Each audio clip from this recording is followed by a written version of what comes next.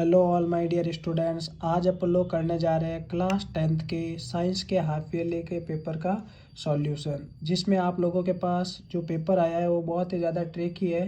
तो अपन लोग ट्रिक के साथ इस पेपर का सॉल्यूशन करेंगे। तो सबसे पहला क्वेश्चन आया है वो बहुत ही ईजी आ गया है। आर एनवायरनमेंट से, हमारे पर्यावरण से निम्न में से कौन आर श्रृंखला का निर्माण करते हैं? कौन है जो फूड चेन बनाते हैं? तो घास को क्या गेहूँ खाते हैं? नहीं, तो ये तो बनेगी नहीं। सेकंड आ चुका है, घास को बकरी खाती है और बकरी को मानव यानी इंसान खाते हैं। तो ये बी ऑप्शन आपके क्या हो जाएगा? करेक्ट हो जाएगा। अब उसके बाद इसका देखिए सेकंड, लघु पतन के समय परिपथ में विद्युत धारा का मान। शॉर्ट सर्किट होता है कब होता है? जब आपके करंट क्या होता है? बहुत ज़्यादा हो जाता है, यानी इंक्रीज हैवीली हो जाएगा। उसके बाद जो थर्ड क्वेश्चन है वो ऑल माय डियर स्टूडेंट्स बहुत ही ज़्यादा अच्छा क्वेश्चन है।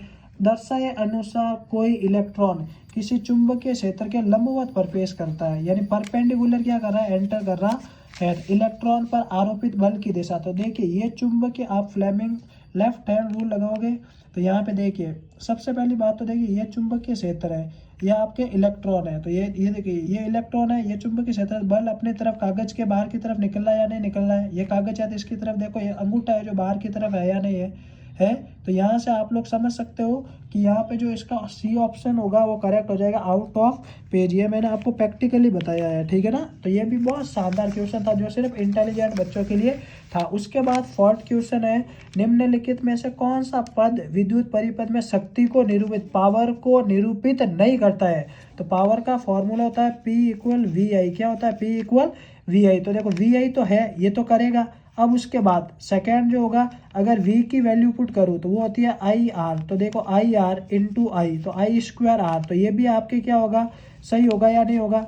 ये भी पावर का फॉर्मूला है। तीसरा देखो, आई इक्वल होता है वी अपॉन आर। क्या होता है? I equal we upon are. तो इधर में आई की जगह वी अपॉन आर पुट करो तो वी स्क्वायर अपॉन आर आ जाएगा, यानी ये भी आपके करता है। तो कौन सा नहीं करता है? B option. तो इसमें आंसर के अकॉर्डिंग कौन सा सही हो जाएगा? बी ऑप्शन आपके करेक्ट हो जाएगा। तो मैंने आपको पूरा समझाया है, इसलिए इसका बी ऑप्शन सही हो जाएगा। अब उसके बाद अगर फोकस दूरी -15 है, फोकल लेंथ -15, तो फोकल लेंथ कब माइनस में होती है? जब आपके यहाँ पे ऑब्जेक्ट रखा हुआ होता है और ये किस लेंस और इसके अंदर रखा हुआ होता है, आपके मिरर के अंदर। तो ये आपके कॉनकेव यानी अवतल लेंस के अंदर लिखा हुआ होता है। अब उसके बाद नेक्स्ट आता है, ये 2023 का रिपीट क्वेश्चन है।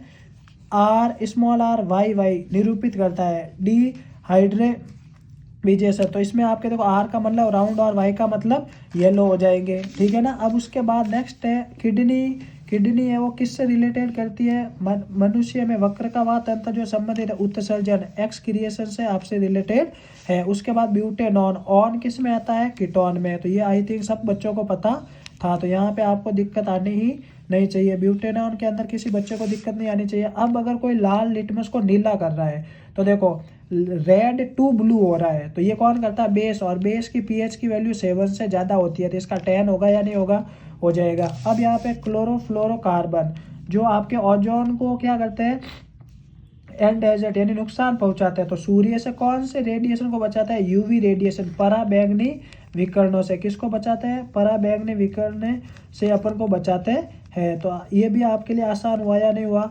हो गया। अब उसके बाद किसी चुंबक के चारों ओर मैग्नेटिक फील्ड होता है, चुंबकीय क्षेत्र होता है। क्या होता है? मैग्नेटिक फील्ड होता है। क्या होता है? मैग्नेटिक फील्ड होता है। वो आपके चुंबकीय बल का सा सूचन करता है। ये मैग्नेटिक फील्ड की डेफिनेशन ही डाल दी।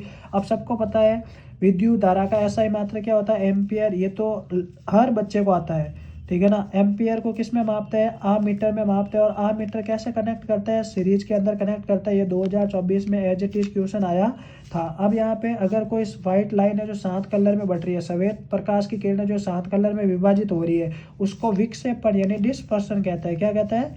डिस्पर्सन कहते हैं। उसके बाद यहाँ पे जो आपके रेडियस होती है वो फोकल लेंथ की डबल होती है।